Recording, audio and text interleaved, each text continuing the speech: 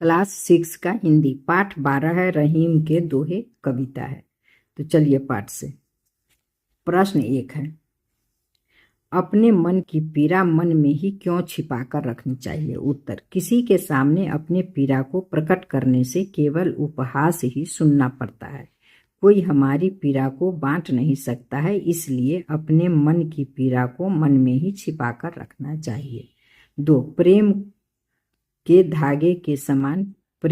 धागे के समान क्यों कहा गया है? उत्तर, जब धागा टूट जाता है तो जुड़ता नहीं है, अगर जुड़ता है तो गांठ पड़ जाती है। उसी प्रकार प्रेम यदि टूट जाता है तो उसे जोड़ा नहीं जा सकता। यदि जोड़ने का प्रयास भी किया जाए तो उसमें गांठ पड़ जाती है, इसलिए प्रेम को धागे के समान कहा गया है। प्रश्न 3, किसी से कुछ मांगने के कर्म को कैसा बताया गया है और क्यों?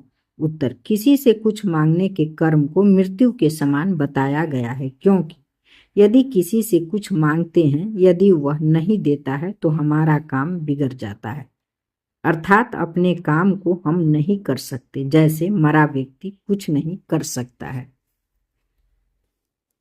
सज्जनों की संपत्ति किस कार्य के लिए होती है?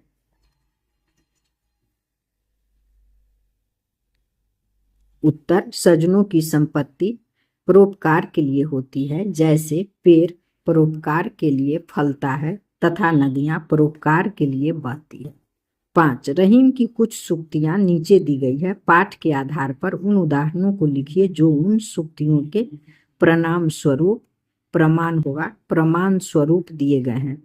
क, अच्छे लोगों पर बुरे लोगों की संगति का बुरा प्रभाव नहीं पड़ता है।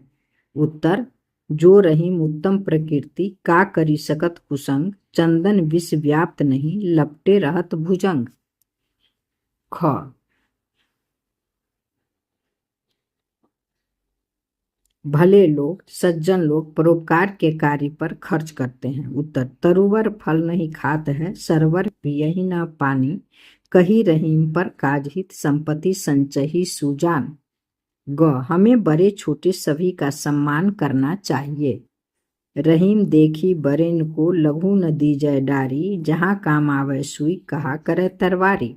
घ, दूसरों का भला करने वालों का अपने आप भला हो जाता है। उत्तर, यो रहीम सुख होत है उपकारी के संग, बाटन वारे को लगे ज्यों मेहंदी का रंग। अंग, हमें किसी कार्य के लिए अत्यधिक व्याकुल नहीं होना चाहिए। उत्तर, कारज धीरे होत है काहे होत अधीर, समय पाई तरवर फले केतक सिंचो नीर। अब है पाठ से आगे। ऐसे कोई 2 अवसरों की चर्चा कीजिए जब आप दूसरों के लिए काम कर रहे थे और आपको उसका लाभ मिला है। उत्तर, प्रथम अवसर, मैं अपने घर पर कुछ साथियों को बुलाकर कुछ प्रश्न पूछता था जो याद हो। ऐसा करने से हमारे छात्र मित्र तो समझते थे कि मैं केवल दूसरों की तैयारी को परखने में समय बिताता हूँ, लेकिन जितने प्रश्न मैं पूछता और वे उत्तर देते, सब मुझे समझ में आ जाता था और मैंने परीक्षा में प्रथम स्थान प्राप्त किया। दूसरा अवसर, मुझे सुधुआ जानकर हमारे वर्ग के छात्र अपनी कॉपियां हमारे घर पहुंचा देते थे और मैं भी उनकी कॉपियों में अलिखित प्रश्न के उत्तर लिखा करते थे। प्रारंभ में मेरी लिखावट अच्छी नहीं थी, परंतु अब लिखावट बहुत सुंदर हो गई है, क्योंकि मैंने दूसरों के लिए बहुत लिखा। 2,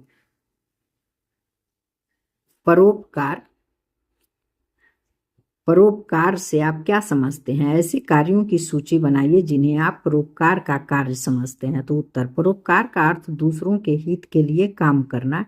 कुछ परोपकार कार्यों की सूची निम्न प्रकार है: कुआं खुदवाना या नलकूप लगवाना, तालाब का निर्माण करना, पेड़ लगाना, तालाब या नदी की सफाई करना, स्कूल खुलवाना इत्यादि। अब व्याकरण से प्रश्न है। समान अर्थ वाले शब्द को मिलाइए। राखो, रखना, अठिलाना, इतराना, सरवर, तालाब, निकसत, निकलना, कारज, काज। अगला प्रश्न है, 10 परोपकारी व्यक्तियों की सूची बनाइए। उनके द्वारा किए गए परोपकार के कार्यों को भी लिखिए। तो श्रीमती भगवती देवी विद्यालय खुलवाना, महात्मा गांधी देश को आजाद करवाना, उसके बाद है राम बालक राय कॉलेज खुलवाना, सिया शरण सिंह कुआं खुदवाना, पशुपतिनाथ नलकूप लगवाना, दीपक चौधरी पेड़ लगाना, महेंद्र सिंह तालाब खुदवाना, मदर टेरेसा असहायों की सहायता करना। धन्यवाद। फिर मिलेंगे अगले चैप्टर के साथ।